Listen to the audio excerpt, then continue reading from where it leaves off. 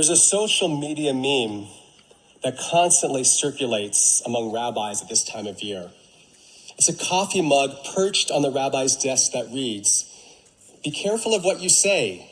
It might make it into my sermon." Recently, I posted a photo on my personal Facebook page during the presidential debate. It was lighthearted, a bit snarky, funny at the moment, I thought at least. It was a picture of my dogs marked safe.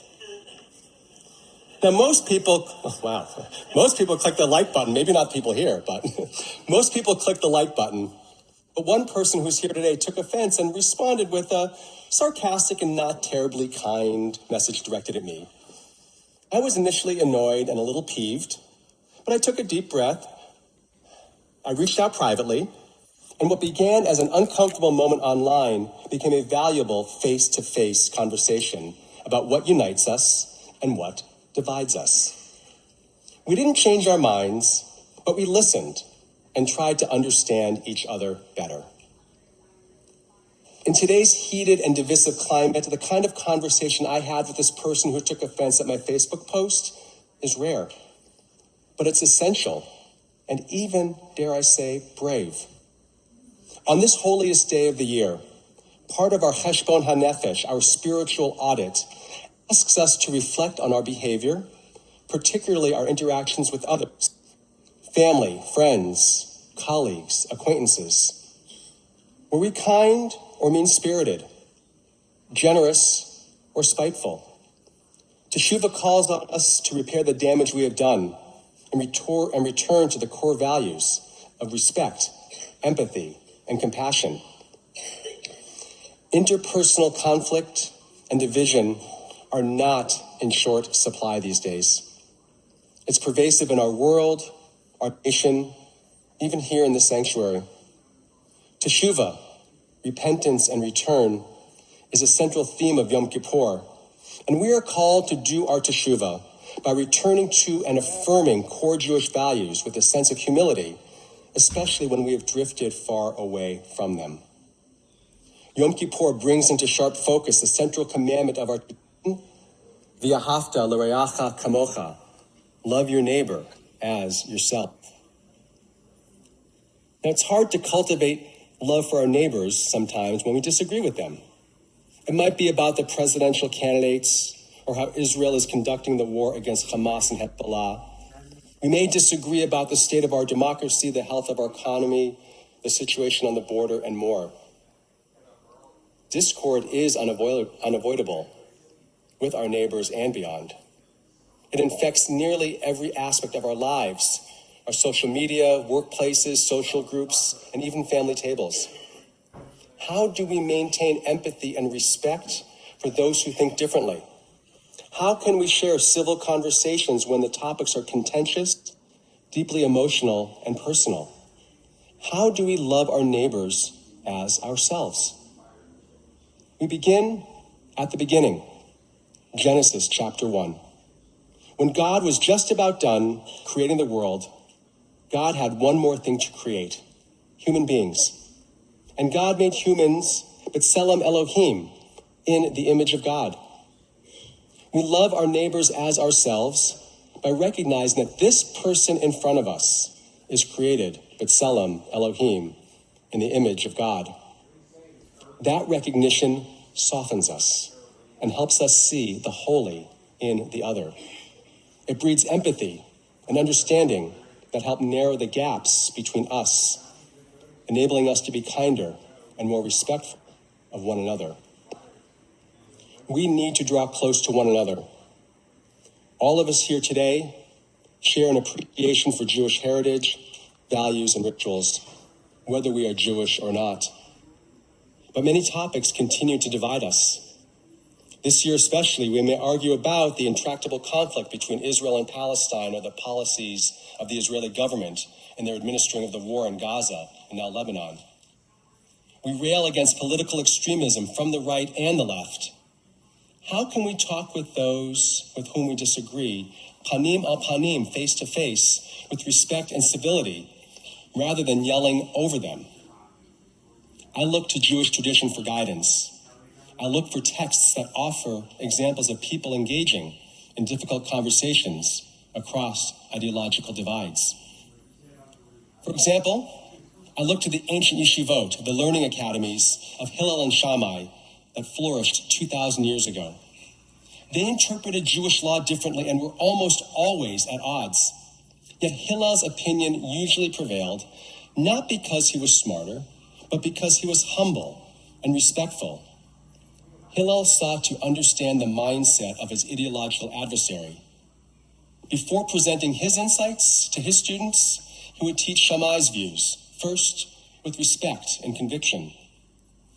Imagine following Hillel's example today, asking questions instead of attacking, listening instead of dismissing, discussing these issues with conviction and humility. Civil discourse isn't about winning, it's about understanding. Another example comes from Rabbi Yochanan and Reish Lakish. They met in the 3rd century of the Common Era, and their backgrounds could not have been more different. Reish Lakish was a former gladiator and thief, and Yochanan was the leading scholar of his time. Yochanan saw a keen intellect in Reish Lakish and convinced him to give up his life of thievery to become a Torah scholar. Reish Lakish excelled quickly and became Yochanan's chevruta, his trusted study partner. They challenged each other intellectually, sharpening arguments and refining their thinking. But one day, during a heated argument, Rabbi Yochanan lost his cool and disparaged Reish Lakish. His personal attack on him was devastating. Soon after, Reish Lakish fell ill and died. Yochanan was despondent. He lost his dear friend and study partner, and he was unable to do his teshuvah by apologizing to Reish Lakish for his nasty insult. Yochanan's students found another brilliant scholar to become his study partner. But unlike Reish Lakish, this new partner was deferential and always agreed with Yochanan. After several weeks of this, Yochanan exploded at his study partner. "You don't need to tell me 24 reasons why I am right. I believe I'm right. Reish Lakish used to tell me 24 reasons why I was wrong." The story teaches us 2 crucial lessons. First, surrounding ourselves with some people who think differently enriches us. Second, it underscores the immense power of words. They can build someone up or tear them down. Rabbi Yochanan's loss is a reminder of the irreversible damage that careless words can cause. Many of us have strained relationships or have lost friends due to words said in anger. We all wish we could have said or done something differently in this situation. On this day of repentance, do you have the courage and the humility to ask forgiveness and attempt to restore that broken relationship? We cannot take back our mean-spirited words. However, we can use kind-hearted words to heal the hurt and to restore that relationship again. A third lesson comes from the actions of the 13th century Spanish rabbi known as Rabbeinu Yonah of Gerona. He lived in the generation following the death of Maimonides, one of the greatest Jewish scholars to have ever lived. Early in Rabbeinu Yonah's career, Maimonides' legacy as the most outstanding scholar of his generation was being cemented. As that was happening, Rabbeinu Yonah emerged as one of Maimonides' most prominent and outspoken critics. He even encouraged Christian authorities to burn his writings publicly. Rabbi Yonah took delight in this. However, several years after Maimonides' writings were burned, the same Christian authorities brought 24 wagons filled with tractates of the Talmud and burned them in the same square where Maimonides' books were burned. Rabbi Yonah was shocked and terrified when he realized the tremendous damage caused by his extreme response to Maimonides. He repented publicly and spent the rest of his life incorporating the ideas of Maimonides with his own, with reverence and respect. It was a far cry from the extreme view he previously held. This story warns against ideological extremism. It was common then, and it remains today, for rabbinic sages and scholars to disagree.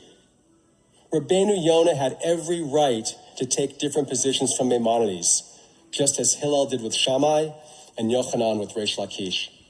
But when the disputes went beyond an intellectual exercise and led to violence, the consequences were dire. It didn't take long for the Christian authorities at that time to exploit the internal division within the Jewish community. Demonization and denigration can become dangerous and deadly. The assassination of Israeli Prime Minister Yitzhak Rabin in 1995 was the result of the radical extremism of Israel's religious and ultra-nationalist right, represented today by Israeli members of Knesset Itamar Ben-Gvir and Bezalel Smotrich. Today, words are still insidious. Anti-Semitic rhetoric and tropes are easily tolerated and go unchallenged in political circles. Extremism and unchecked bigotry are threats to the Jewish community, to the entire community. And when we see its ugly head emerge, whether from the right or the left, we must do all within our power to speak out against it and not allow it to fester and poison the minds of others.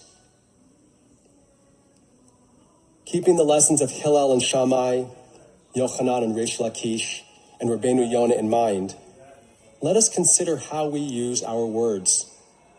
The person who responded sarcastically to my Facebook post of my dogs sees the world differently than I do.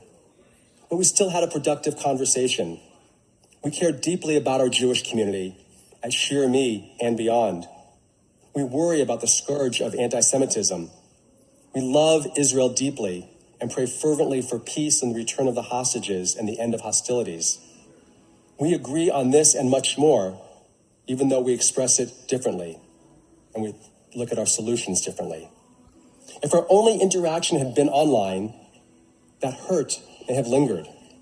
But because we are part of this community that we treasure, we could sit down, talk, listen, apologize. We could be compassionate and humble. Did we change each other's minds? No.